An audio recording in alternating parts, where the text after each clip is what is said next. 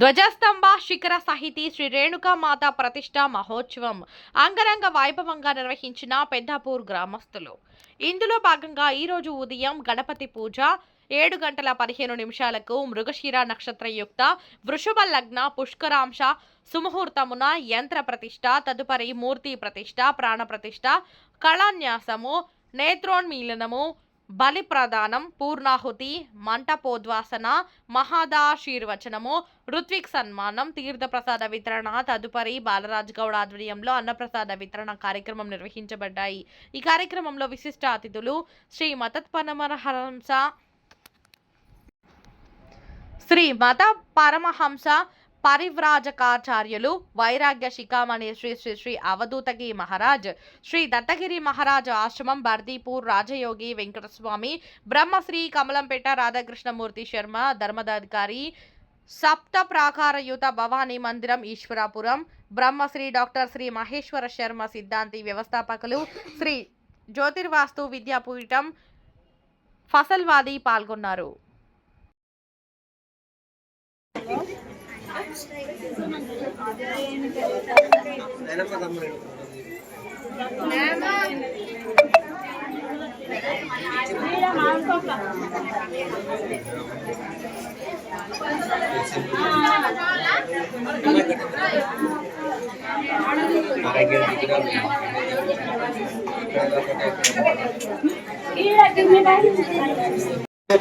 మీ కార్యకర్తలు మీ ఎవరెవరైతే ఉన్నారో వాళ్ళు ఎవరెవరైతే సహాయం చేసిందో వాళ్ళకందరికీ మీరు పంపించే బాధ్యత మీది.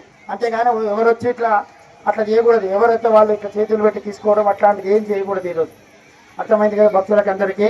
అగ్నిర్ వశచేరు భవ ఈ కార్యక్రమంతో మీకంతా అగ్ని లాంటి శుచిత్వం పాపాలని పోయి నేను రాత్రి అనిపించినాం కదా అంటే మళ్ళీ కొత్త పాపాలు గ్యారెంటీ చేయమని అర్థం కాదు, మళ్ళీ చేయొద్దని అర్థం. అట్లా అగ్నిర్ వశచేరు భవ అగ్ని లాంటి శుచిత్వం నీకు రావాలని. ఆదిత్య యువ తేజో భవ సూర్యుని లాంటి కీర్తి ఉండాలి మనకు. మనం ఎప్పుడైనా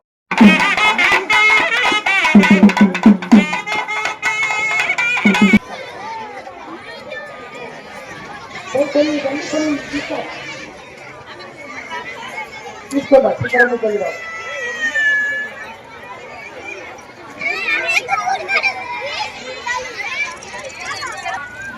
వశిచర్భవ ఆదిత్యాయుగతేజో భవ ఉత్సవశ్రీమాన్ భవ బ్రహ్మాయురాయుర్భవ ఆయురాయుర్భవ శ్రీవే పద్మహస్తే కంఠే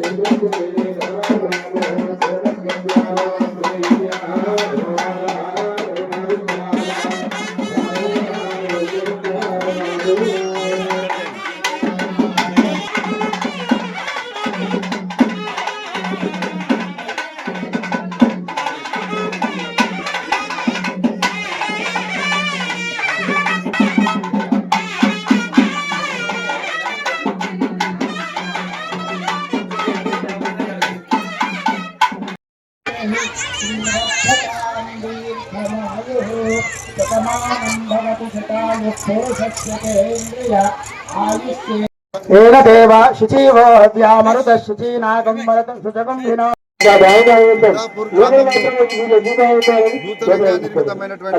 శ్రీ రేణుకా తల్లి దేవాలయానికి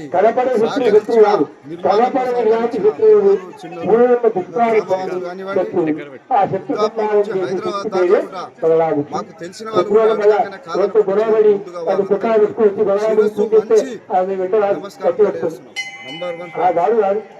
జాతీయ మహోత్సవ కార్యక్రమాలు 8 రోజులు అంటే 7 రోజులు జాతీయ మహోత్సవ కార్యక్రమాలలో రోజు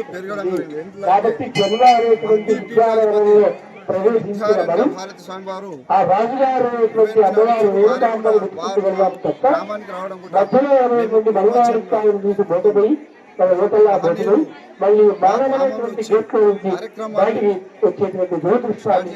తర్వాత అమ్మవారు రేణుకా శక్తి యొక్క సేవనిచ్చే భాగ్యం నాకు లభింపజేసేందుకు అమ్మవారి యొక్క విగ్రహ ప్రతిష్టాపన, ధ్వజస్తంభ ప్రతిష్టాపన, కాబట్టి ప్రాణ ప్రతిష్ఠా కార్యక్రమాలు తెలియజేసుకుంటూ ఇట్టి కార్యక్రమానికి ఉపన్యాసాన్ని విరమిస్తున్నాను. హర హర మహాదేవ.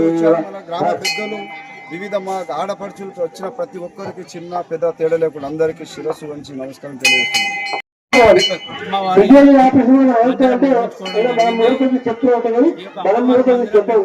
ఈ బుద్ధిలో బుద్ధిపరమైనటువంటి శక్తి వేరే చెప్పిస్తుంది. కూడా తక్కువ అయినా సత్యం నువ్వు చెప్పలేవు.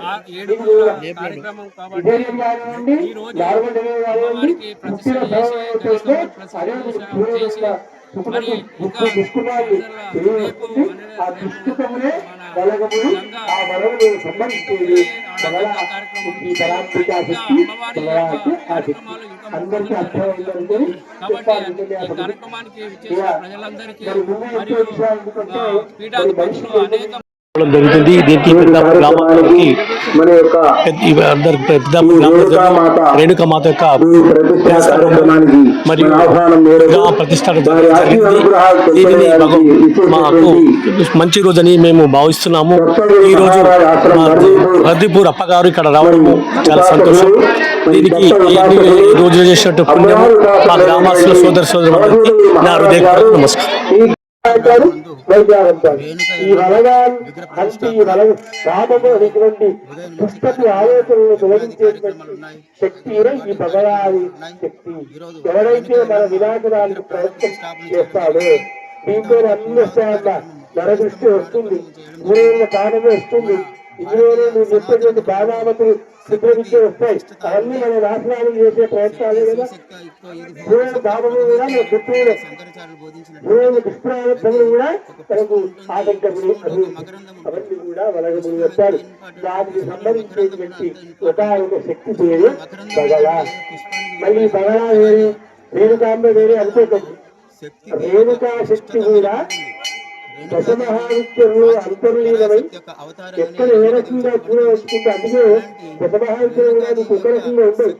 ఒక అమ్మ కపాలం వేసుకుంటుంది, మరో ఆ పుర్రెలు వేస్తూ ఉంటుంది, ఇంకో అమ్మ ఓ రాశి గదా పెట్టుతూ ఉంటుంది. అవన్నీ అమ్మ యొక్క వాస్తవ స్వరూపాలు కాదు, అమ్మ యొక్క అనుగ్రహాలు అవన్నీ కూడా రేణుమాతల యొక్క అనుగ్రహాలు. ఆ అనుగ్రహ విశేషాలు రేణుకామాత కూడా ఉన్నాయి. నేను అంటే సురేష్ జోషి గారికి తర్వాత కొద్ది మందికి ఆసక్తి ఉంటారు. అందరూ ఉండకపోతే అందరూ ఉండాలని లేదు. ఆసక్తి ఉన్న వాళ్ళకి అటు మానవ జన్మ రెండే రాదు. మానవ జన్మ ఎందుకో తెలియాలి, మానవ జన్మ ఏం చేస్తే పరిపూర్ణం ఎందుకు తెలియాలి. మళ్ళీ ఇక్కడ ఏదో పాపాలు చేస్తే మళ్ళీ వచ్చింది కదా మళ్ళీ కష్టాలు. అదే జ్యోతిష్ శాస్త్రం కూడా జన్మ కుండలి రాస్తారు సిద్ధాంతి గారు. జన్మ కుండలి